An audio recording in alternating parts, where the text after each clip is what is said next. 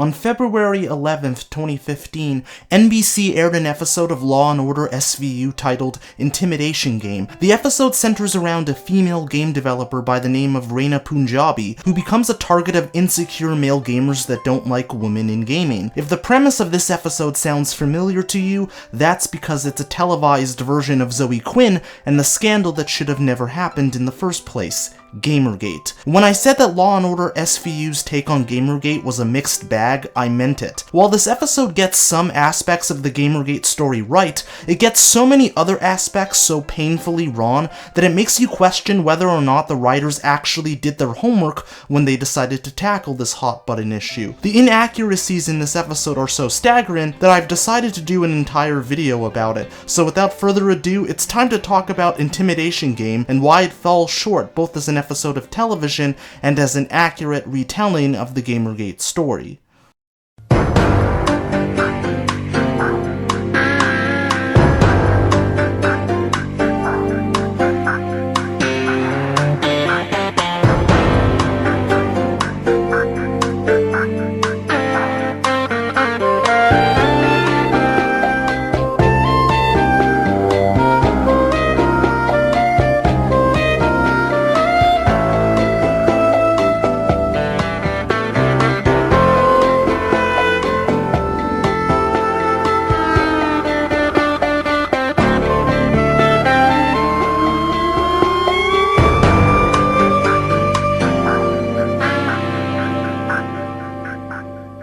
At the time of writing this episode, Zoe Quinn goes by they/them pronouns, but when this episode aired in 2015, they went by she/her pronouns. So for the sake of historical consistency, I will be referring to them as she/her. When I refer to Zoe as she or her in this video, it is strictly in a past tense, and when I refer to them in the present, it is strictly in a present tense. One other thing I wanted to mention before I get into the meat and potatoes of this video is the fact that the announcer for the IVL finals is played by Toby Turner, aka Tobuscus. His appearance at the beginning of this episode is sadly ironic because a year after it aired, he was accused of drugging and raping his ex-girlfriend April Fletcher, which Toby vehemently denied. Nothing ever came from this because it was a he said, she said type of situation, but his career ultimately collapsed and he has never been able to recover, so I think it's definitely fair to say that this episode has aged poorly in more ways than one. Now that we got all of that out of the way, it's time to move on to the main event. One of the aspects this episode gets right is their portrayal of the insecure male gamers that go out of their way to make Reina's life a living hell. At no point are they portrayed as the heroes in this story. They of course see themselves as the good guys that are fighting to ensure that social justice warriors leave gaming altogether, but anyone with a functioning brain can clearly see how flawed their ideology actually is. They're angry, insecure, and deeply resentful towards Reina and women in video games in general for encroaching on a space that they felt was rightfully theirs, and the fact that they go out of their way to ruin Reina's life through the power of the internet is painfully accurate to what actually happened in real life. Another aspect this episode gets right is the cowardice of the villainous gamers. As we all know, Zoe Quinn was bombarded with death and rape threats like they were going out of style, but none of these threats actually came to fruition, and that's because GamerGate supporters didn't actually have the guts to carry out these threats in real life.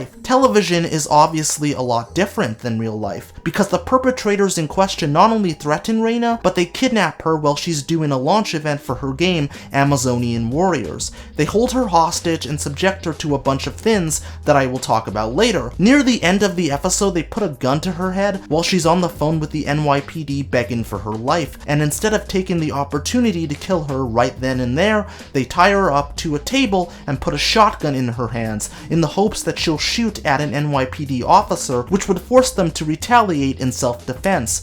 This strategy backfired when she was safely rescued. The online threats and insults towards Reina are just as accurate in the episode as it was in real life, but this is faint praise because an aspect like this is easy to get right in a story like this. The last thing this episode gets right is the accusation of sex for favors. In real life, GamerGate supporters accused Zoe Quinn of having sex with Nathan Grayson in exchange exchange for positive press coverage of her game Depression Quest. Reina gets accused of having sex with her business partner, Stephen Kaplan, in exchange for her game getting funded. Her detractors in the episode believe that she made it to the top of the video game industry due to her bedroom skills and her connection to a wealthy venture capitalist, and not because of her talent, which is eerily similar to what GamerGate supporters believed about Zoe Quinn. While both of these accusations were completely untrue and had no basis in actual reality, a lot of people believed that women in video games had no talent, and that they slept with the money man to get what they wanted. This way of thinking is blatantly misogynistic,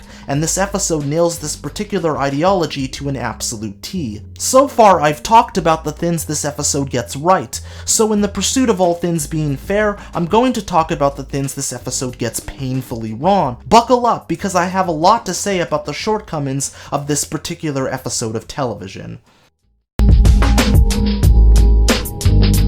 The most egregious mistake this episode makes is its oversimplification of the GamerGate scandal. The show would like to have you believe that GamerGate got started because a bunch of insecure and misogynistic male gamers hated women in gaming. But as someone that was chronically online at the time this scandal took place, I can tell you firsthand that there was a lot more to it than that. Aaron Joni met Zoe Quinn through the online dating site OkCupid. It turned out that these two had a lot in common and began to date. Unfortunately, their relationship would end on a sour note when Aaron discovered that Zoe was cheating on him with 5 different men that all worked in the video game industry. In an act of retaliation and revenge, Aaron published a WordPress blog called the Zoe Post, where he exhaustively detailed how their relationship fell apart. He also revealed the intimate details of Zoe's private sex life and 3 of the 5 men that she cheated on him with. One of these men was a Kotaku journalist named Nathan Grayson. GamerGate supporters began accusing Nathan of being unethical because he allegedly gave her game Depression Quest a positive review on Kotaku without disclosing the fact that they were in a relationship. Mundane Matt would publish a video where he talked about the Zoe post, and Zoe would respond by filing a false DMCA claim to get his video taken down. A few days later, Internet Aristocrat published his own video about Zoe Quinn. More fuel to the fire would be added when various game journalists wrote articles proclaiming that gamers were dead, even though that phrase was never actually used in any of those articles. And then to cap it all off, Adam Baldwin posted a tweet where he linked to both of Internet Aristocrat's videos, and he would be the first one to utter the words GamerGate. I would be disingenuous if I said that the hatred of women in video games wasn't a contributing factor as to why GamerGate became a thing in the first place, but to say that it was the only reason is not only misleading, it's factually inaccurate. I understand that the writers had a finite amount of time to create a complete one-and-done storyline, but the fact that they chose to leave out the crucial events of this scandal in favor of a dumb and oversimplified made-for-TV motive that doesn't work at all is absolutely unacceptable, and it completely misled the average television viewer that isn't chronically online about how GamerGate got started. If you haven't guessed it by now, Reina Punjabi is this show's version of Zoe Quinn, and in the GamerGate television universe, she gets swatted while she's doing a live interview. Zoe was subjected to threats, harassment, and was even doxxed, but she was never swatted at any point during this entire ordeal, and she certainly didn't have her own company with her own employees and a swanky office in New York City. While Zoe is from the Empire State, she was always an independent game developer, and a solo one at that. We also can't forget about Reina's business partner, Stephen Kaplan. Stephen is obviously based on Nathan Grayson, but their professions are wildly different. In real life, Nathan was a video game journalist that was working for Kotaku at the time, and in the GGTVU, Stephen is a venture capitalist and is Reina's fiance. Zoe and Nathan were briefly in a romantic relationship, but they were nowhere near the point of getting engaged, and by the time GamerGate got started, Zoe had already moved on and began dating a man by the name of Alex Lifshitz. There's also the issue of Steven not being a journalist, which is weird because Ice-T's character literally says that Amazonian Warriors is better than Civ 5 with the Brave New World expansion pack, and that he read it on Kotaku. If Steven was a journalist like Nathan, the story would have been a little more interesting due to the implication of unethical video game journalism, but the show decided to take the safe route and make him a generic rich guy, because it's a lot easier for the average television viewer to understand. This would probably explain why the show tries to gaslight you into believing that Reina's detractors went after her because they were addicted to a game called Kill or Be Slaughtered, which is basically this show's equivalent to Call of Duty. One of Reina's employees, Sarah, tells the NYPD that Cobb's addicts hate games like hers because Amazonian Warriors is non-violent and non-stupid. This is another ridiculous oversimplification of GamerGate's origins. Some people hated Depression Quest because of its non-traditional nature and because they felt that it wasn't a real video game. They didn't hate it because they were Call of Duty addicts and wondered why it wasn't Call of Duty. And to say that Reina's detractors were going after her because they hate non-violent games is laughably inaccurate because, say it with me now, GamerGate got started because of a messy breakup. At the beginning of the episode, Sarah gets groped and sexually assaulted by two of Reina's detractors in the bathroom at the IVL finals. Zoe was obviously not groped in real life because none of the people that uttered those threats online had the guts to carry it out in real life, and thank God for that. This video wouldn't be complete if I didn't mention the fact that one of the 3 insecure male gamers that kidnapped Reina and held her hostage is Logan Paul, and yes, you heard that correctly. To say that I was shocked when I watched this episode for the very first time and saw Logan's face would be an understatement. The entire motivation he and his friends had for escalating things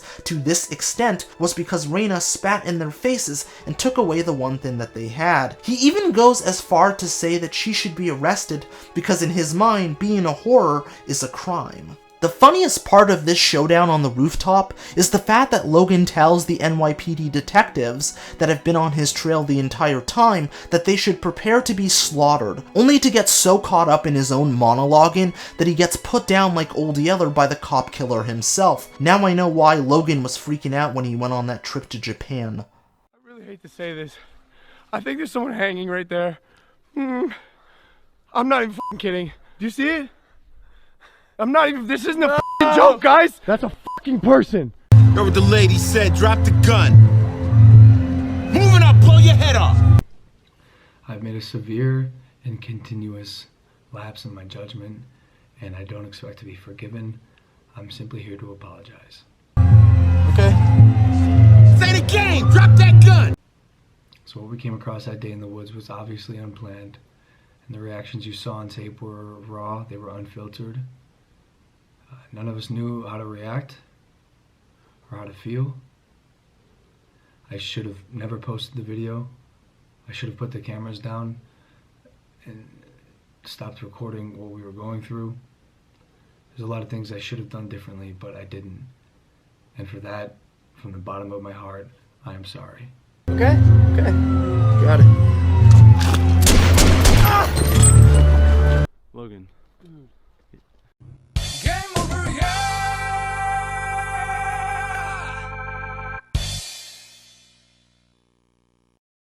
Reina goes through a lot in this episode. She gets kidnapped by her detractors when they hack a lighting board at the Birch Pavilion during a launch event for Amazonian Warriors. Since the 3 individuals in question are completely incapable of distinguishing fantasy from reality, Reina's torture is dragged out over a series of levels. They start off by beating her to a bloody pulp, and then they take it a step further by raping her, and then they force her to degrade herself by saying that she now realizes that gaming is no place for females and that all these bitches should get out now because they are not wanted and they are not safe. And then she said that she never loved Steven and that she only slept with him so he would back her game, and then she ends the video by calling herself a slut and a liar. Did I mention the fact that 2 of these levels were filmed in one of their mom's basements and that the resulting videos were uploaded to RedChanet, which is a mixture of 4chan and Reddit, and that the rape was live streamed? Due to the fact that these 3 men took their hatred of Reina